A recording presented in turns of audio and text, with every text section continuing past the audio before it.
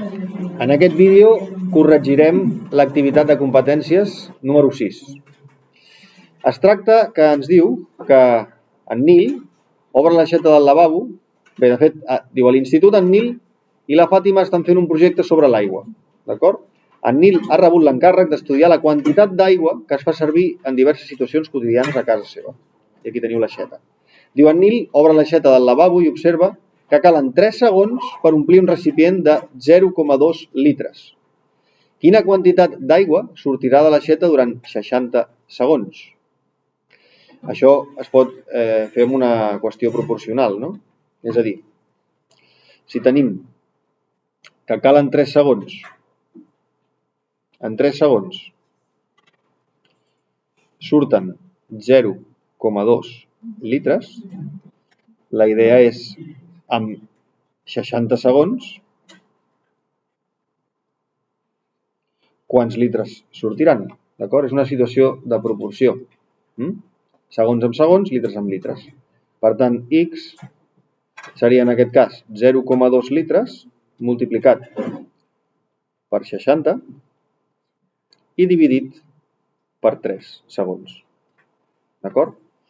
Si feu aquest càlcul, doncs us donaria 60. Però podeu fer primer la multiplicació o la divisió. Sí? En aquest cas potser és més pràctic dividir primer. 60 entre 3 són 20. Sí? I 20 per 0,2 dona 4. D'acord? És a dir, directament podeu dir que aquesta operació dona 4 litres. D'acord? Que és la primera opció. Per tant, 4 litres seria la primera de les qüestions. Diu, la segona qüestió. Diu, l'aixeta de la cuina hi ha instal·lada una peça anomenada airejador. Aquest airejador, com funciona? Diu, en Nil ha comprovat que permet disminuir el volum de l'aigua que surt per l'aixeta de 10 litres per minut a 7 litres per minut. Això estalvia aigua. Aquesta disminució expressada en percentatge és un... Bé, fixeu-vos, hem de buscar una disminució, d'acord? O sigui, 10 litres per minut, 10 litres per minut seria el 100%, no? Per tant, el que estaríem buscant és quants serien 7 litres per minut. Què representaria?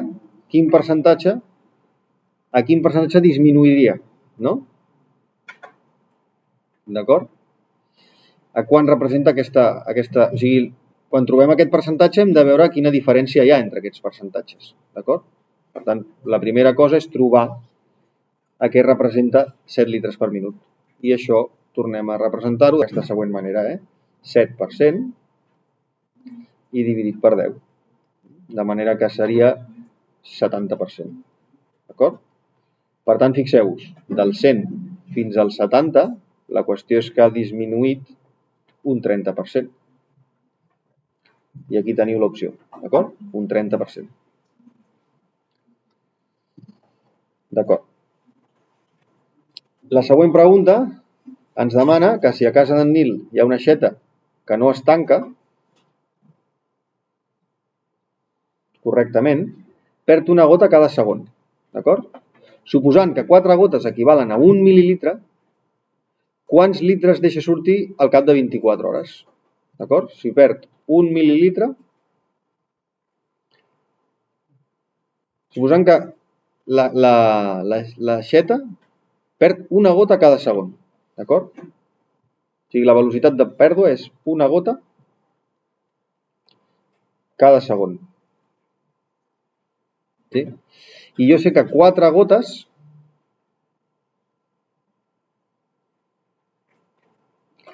equivalen a 1 mil·lilitre. Això seria un factor de conversió, d'acord? Ara ja tinc quan perd en mil·lilitres. Sí? Puc simplificar gotes amb gotes i ja tinc quan perdo en mil·lilitres. Mil·lilitres per segon. Quants litres deixa de sortir al cap de 24 hores? Per tant, si jo multiplico la velocitat de sortida, és a dir, aquí el que estic fent és, si multiplico la velocitat pel temps, trobo la quantitat d'aigua que surt. Si multiplico per 24 hores, veuré quant de temps surt. El que passa que les hores i els segons encara no els puc simplificar. Hauria de fer un factor de conversió. És a dir, una hora són 60 minuts. I un minut són 60 segons. Ara puc simplificar les unitats. Hores amb hores, minuts en minuts i segons en segons. Per tant, ara sí que tindré mil·lilitres. Tan sols hauré de multiplicar. Doncs 1 per 1, que es dona 1, 24 per 60 per 60. I tot això dividir-ho per 4. D'acord? És a dir, 24 per 60 per 60 i finalment dividit per 4 ens dona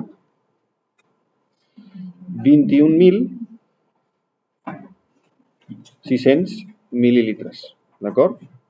Clar, això, fixeu-vos, són mil·lilitres, Quina de les respostes serà correcta? Doncs 21,6 litres. Passat a litres, fixeu-vos, correm la coma 1, 2 i 3 unitats. Per tant, això és el mateix que 21,6 litres. Ara ens demana interpretar una gràfica. D'acord?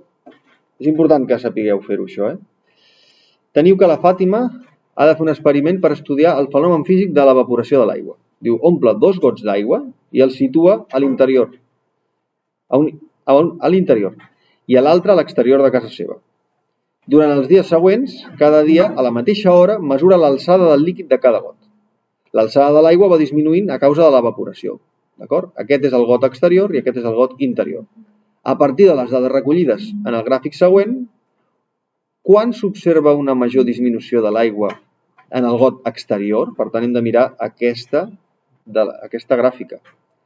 Diu, durant les primeres 24 hores, és a dir, el primer dia.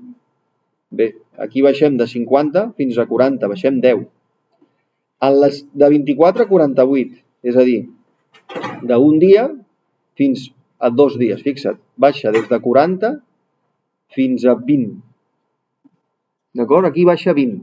Estem comparant 10 amb 20, per tant, de moment guanya aquest, Entre les 48 i 72, és a dir, entre 72 dividit per 24 serien 3 dies, És a dir, entre les 48, que serien 2 dies, i 72 hores. Per tant, serien només 10. De moment guanya aquesta franja, I entre les 72 i les 96, que 96 entre 24 són 4 dies, d'acord? És a dir, entre aquí i aquí. Aquí baixen des del 20 fins al 10.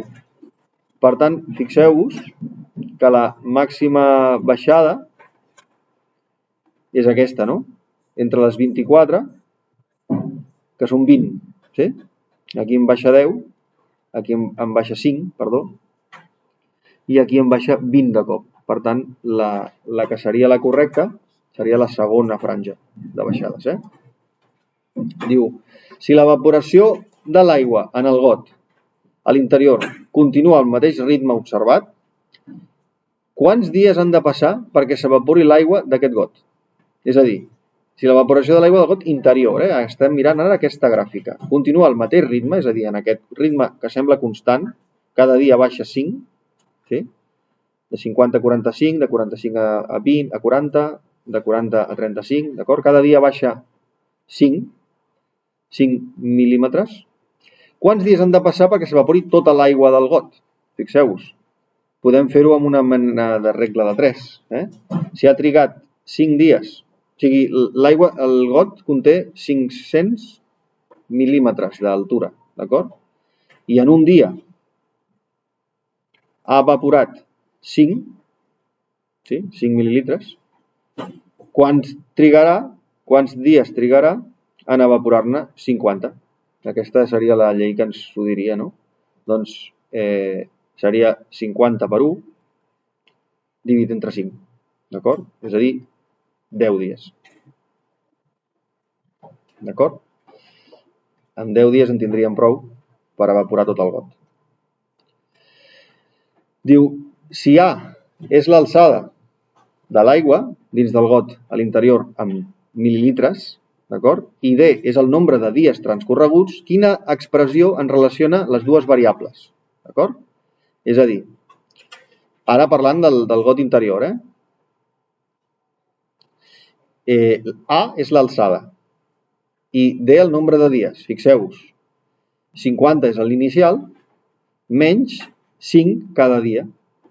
Per tant, aquesta sí que té sentit, no? L'inicial no és 5. Aquí no té sentit aquesta. 50 pel número de dies no té cap mena de sentit. I aquesta tampoc, no? Perquè si 5 pel número de dies sí que té sentit, però restar-li l'alçada inicial tampoc té sentit. Per tant, la A és l'única que té sentit. És a l'alçada inicial li resta 5 per cada dia, que és el que està fent aquí. Cada dia baixa 5, d'acord? Per tant, aquesta d'aquí seria la que té més, l'única que té sentit, d'acord? Bé, i fins aquí el vídeo. Espero haver-vos ajudat.